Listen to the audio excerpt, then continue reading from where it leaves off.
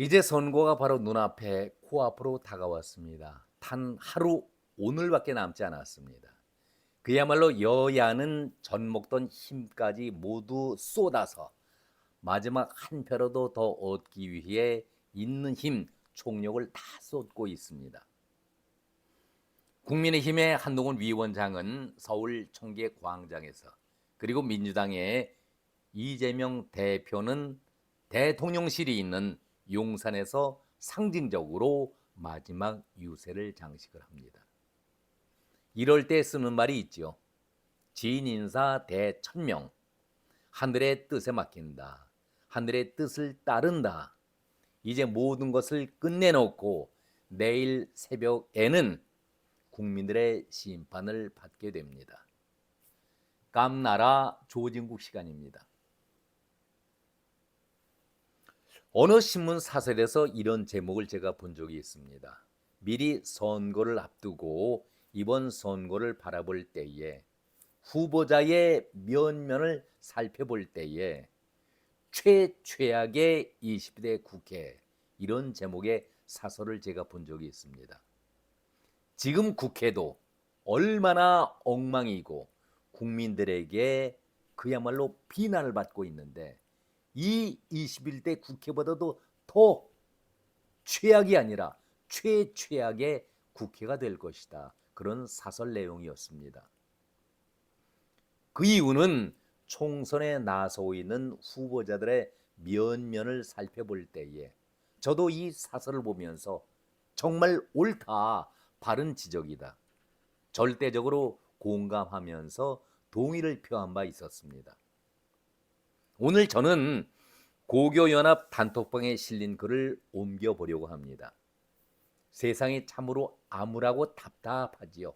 희망이 보이지 않는 것 같이 보이고 있지만은 그래도 우리에게 있어서 절망보다는 희망을 느낄 수가 있어서 다행이다, 이런 생각을 가지면서 올바른 젊은이들이 우리 주위에 너무나도 많이 있구나, 우리 미래는 어둠보다도 절망보다도 희망을 느낄 수가 있겠구나, 그런 자신감을 갖게 됐습니다.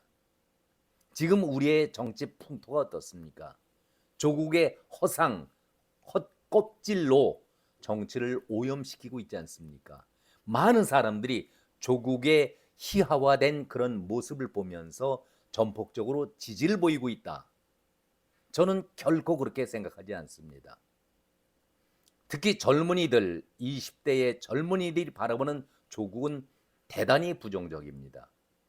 가장 나쁜 사람, 더러운 사람, 위선적인 사람이다. 물론 이재명은 말할 것도 없지만, 그러기 때문에 저들이 절대 조국에 대해서는 지지를 보이지 않고 있습니다. 그러기 때문에 이 나라가 희망이 있다, 저는 그런 생각을 늘 가져오고 있습니다. 고교연합 단톡방에 글을 옮겨보도록 하겠습니다. 제목이 더러운 세상입니다. 전과자와 자범들이 정당을 만들고 국회에 출마하는 것은 안 된다. 도대체 나라가 이래도 되는 것인가? 아무리 세상이 인권이니 민주주의니 하지만 이미 재판 중인 전과 사범이나 1, 2심 재판에서 2년의 징역형을 선고받은 자, 정말 자범이라고 할 수 있는 것들이 정당을 창당을 하고 당의 대표로 서로 연대한다고 국민 앞에서 희죽거리며 소리치고 있다. 이들이 국민을 얼마나 개무시하고 별 볼 일 없는 사람들로 취급을 하고 있기에 감히 선거에 나오는 비루한 짓거리를 하고 있는 것인가? 국민은 범죄자들로부터 이렇게 모욕을 당하고 조롱을 받아도 심기가 괜찮은가? 국민이 정말 아무런 느낌이 없다라고 한다면 나라의 주인인 국민으로서 얼마나 자존감도 자긍심도 없기에 이런 꼴들을 그냥 보고 있는가 싶어 불쾌하다. 이재명은 이미 알려진 대로 전과 사범에다 자기 친형수에게 입에 담지 못할 쌍욕, 폐륜적 쌍욕을 퍼부은 자가 아니겠는가? 게다가 지금은 국민의 등을 친 부동산 사기 사건인 대장동 백현동 사건과 성남 FC 사건, 쌍방울 대북 송금 등 7개의 사건의 10가지 범죄 혐의로 일주일에 2회 내지 3회씩의 재판을 받고 있는 범죄 혐의자다. 도대체 이런 자가 공당의 대표를 맡는다는 것이 말이 되는 일인가? 대한민국 76년 헌정사상 처음 보는 정당 대표가 아니겠는가?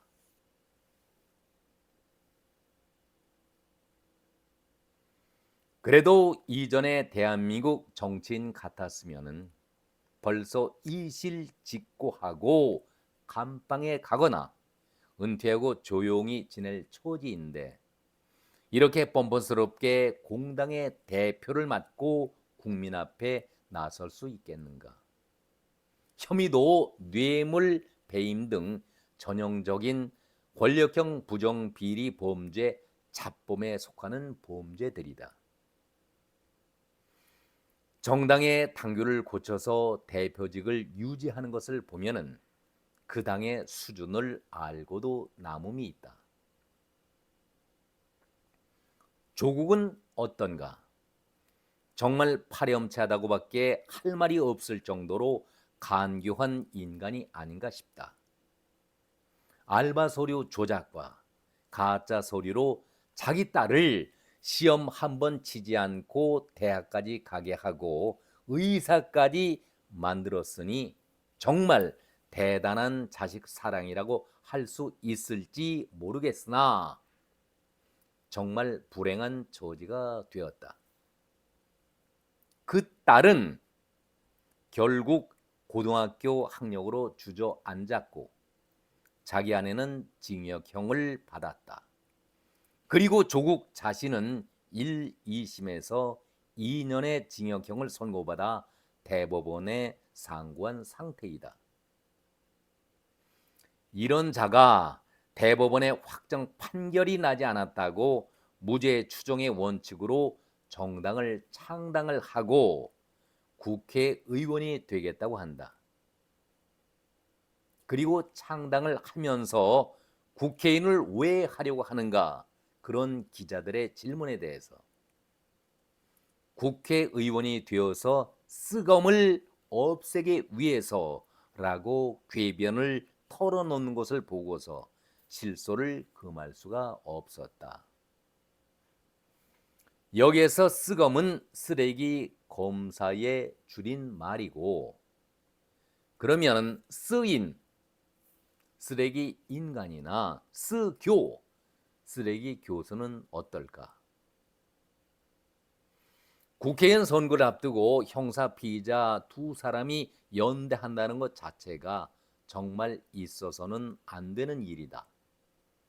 그들이 국회의원을 하겠다고 하는 것은 국회를 이용해서 자신을 방탄하겠다는 뜻이며 국회를 자신들의 방패막이 소굴로 삼겠다는 것 아닌가 싶다. 그런데 이들 범죄자들이 검찰 독재를 운운하고 정권 심판을 입에 올리는 뻔뻔스러움에 국민들이 부끄럽다. 정말 철면피다. 부끄러움을 모르는 것은 인간이 아니다. 그러나 더 부끄러워해야 할 사람들은 이런 자들을 지지하는 국민들이다. 정말 뇌가 없는지 영혼이 썩었는지 알 수가 없다. 정치도 수요와 공급의 법칙이 적용이 된다. 이런 자들을 지지하는 인간들이 있기 때문에 이런 자들이 바퀴벌레같이 정치판에 기어 나오는 것이다. 그래서 정치는 그 국민의 수준을 넘어서지 않는다라고 말하는 것이다. 정말 국민이 제정신을 차리고 이들에게 추상 같은 회초리를 들어서 다시는 정치판에 이런 잡범들이 얼씬 못하게 해야 한다. 이번에는 정말 국민들이 정신 차리고 달라져야 한다.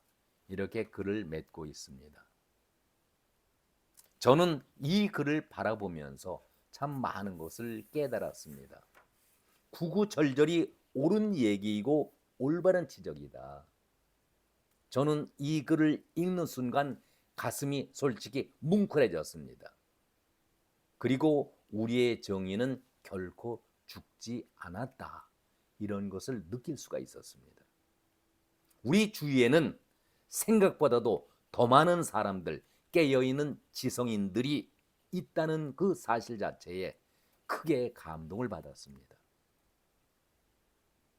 정말 우리 정치사 70여 년 나라를 이끌겠다 지도자로 나선 사람들 가운데서 이재명과 조국 같은 사람들이 있었는지 여러분 한번 돌아보시기 바랍니다. 이런 범죄에 휘둘리고 연루가 된 사람들이 과거에 있었는지 한번 돌아보시기 바랍니다. 이렇게 후한 무치한 사람들이 정치를 하겠다고 나서는데 그들을 지지하는 사람들은 도대체 어떤 사람들입니까?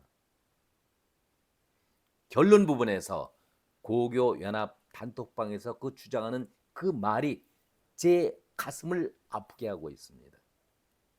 너무나도 정확한 지적이죠. 그 정확한 지적이 뼈에 깊게 스며들게 되는 그런 지적 아니겠습니까? 다시 한번 살펴보도록 하겠습니다.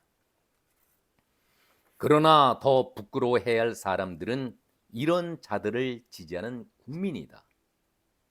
정말 뇌가 없는지 영혼이 썩었는지 알 수가 없다.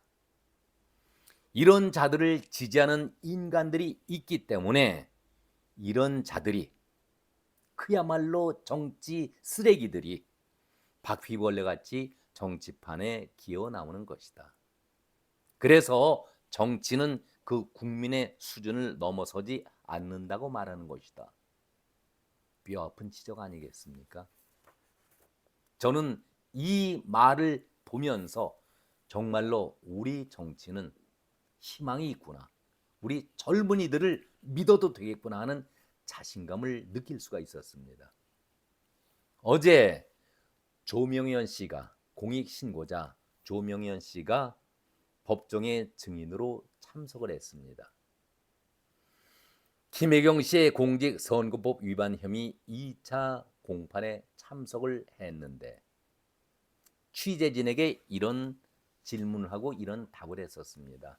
조명현 씨가 제가 객관적인 사실과 증거를 갖고 제보를 한 지 2년이 넘었는데 아직까지 법인카드 횡령이나 관용차 무단 사용은 기소조차 되지 않았다.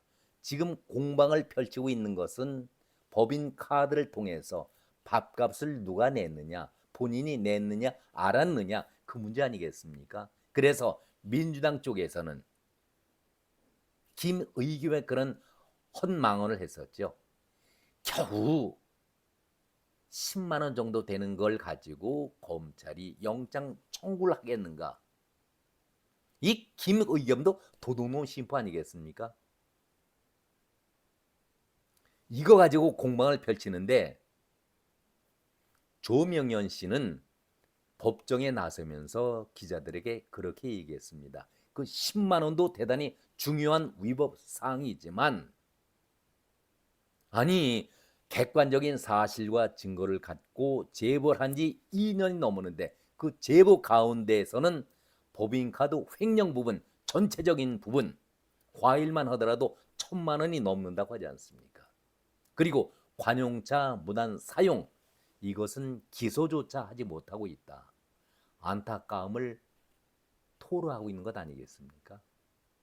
그러면서 유일하게 공직선거법 관련해서 법인카드 대선 때에 그 밥값 사용한 10만 원 정도 되느냐 또 7만 5천 원이다 얼마 그것 가지고 공방을 펼치고 있는데 그런 재판이 진행되고 있다.